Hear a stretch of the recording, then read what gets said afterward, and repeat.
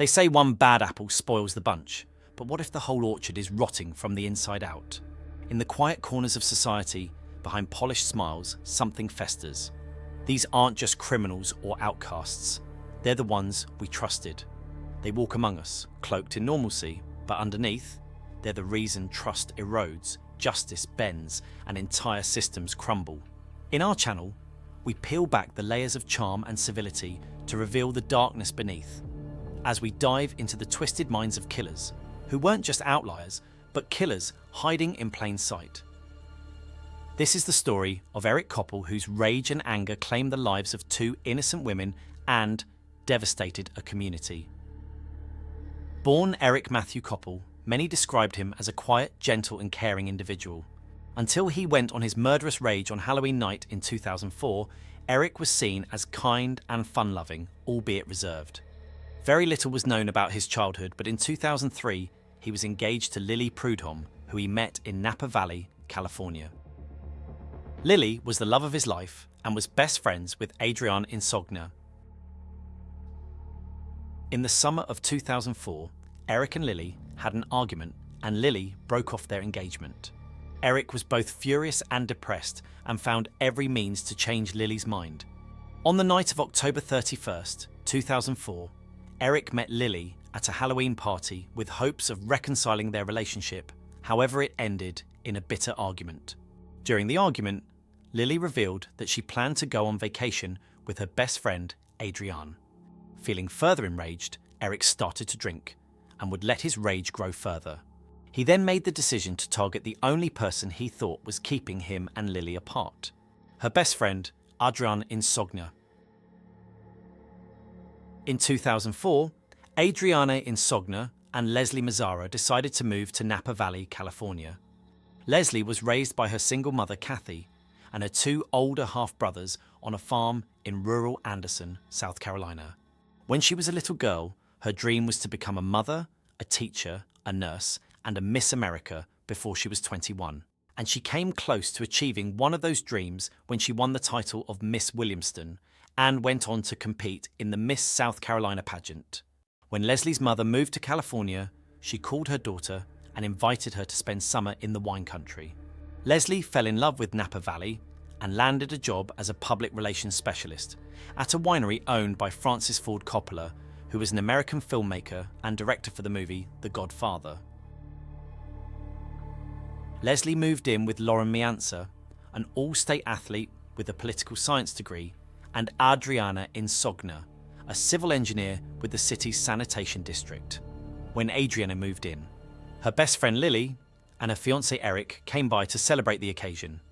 The trio, Leslie, Lauren and Adrienne, settled in comfortably until that tranquil environment was rocked by tragedy.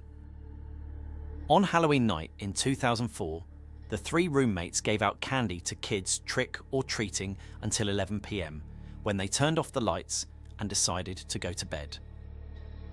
At 2 a.m., all three were woken by a loud sound of breaking glass and heavy footsteps throughout the home.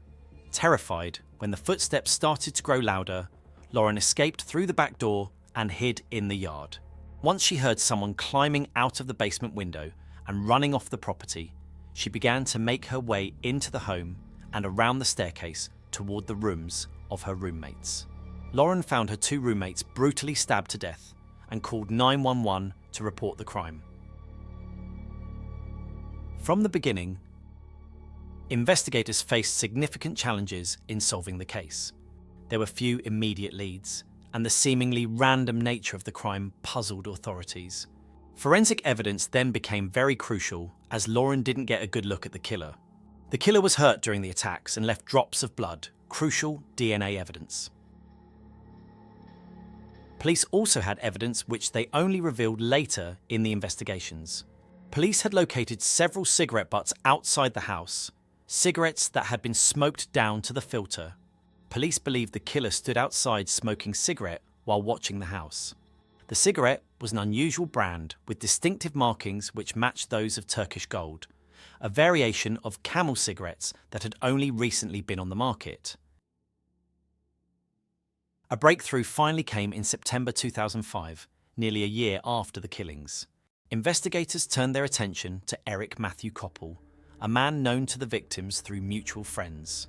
It was revealed that Eric was Lily's fiancé at the time of the murder, and he was openly upset with Adrienne Insogna, who he believed tried to persuade Lily to end her engagement to him. The detectives then tested his DNA, and it came back as a match to the DNA found at the scene of the crime. The residents of Napa were shocked to hear that Eric admitted to the murders. After being arrested, he gave no reason for his actions, other than mentioning his battles with alcoholism and depression as contributing factors.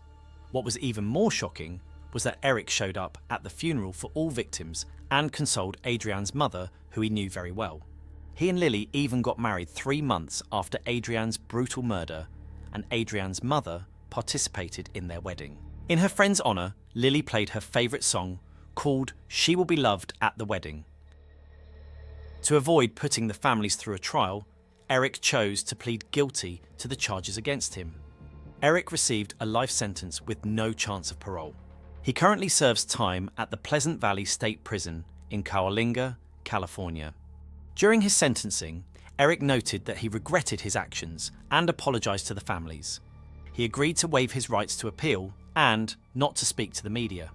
If Eric violates the deal, his sentence could be reviewed and he could instead get the death penalty. He would also be liable for $10 million in wrongful death benefits to the family members and victim memorial funds.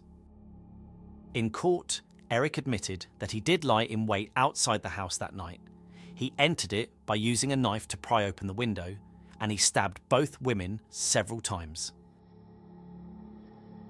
"Hell hath no fury like a man scorned," flips the famous adage on its head, revealing that men too can harbour deep resentment, rage, and desire for revenge when humiliated in love. Though society often paints women as the more emotionally volatile after heartbreak, a scorned man may simmer in silence, plotting ways to reclaim his pride or strike back at the person who wronged him. His fury can be icy and calculated or explosively destructive, driven by wounded ego and raw emotion. The brutal murder of Adrienne Insogna and Leslie Mazzara by Eric Copple showed that heartbreak knows no gender, and when love turns sour, even the most composed man can become a force as fierce and fiery as hell itself. Bad apples like Eric Copple continue to hide in plain sight, waiting in the shadows for the moment when their true self is revealed. If you want to hear more about cases like these, like and subscribe to our channel. Thanks for watching.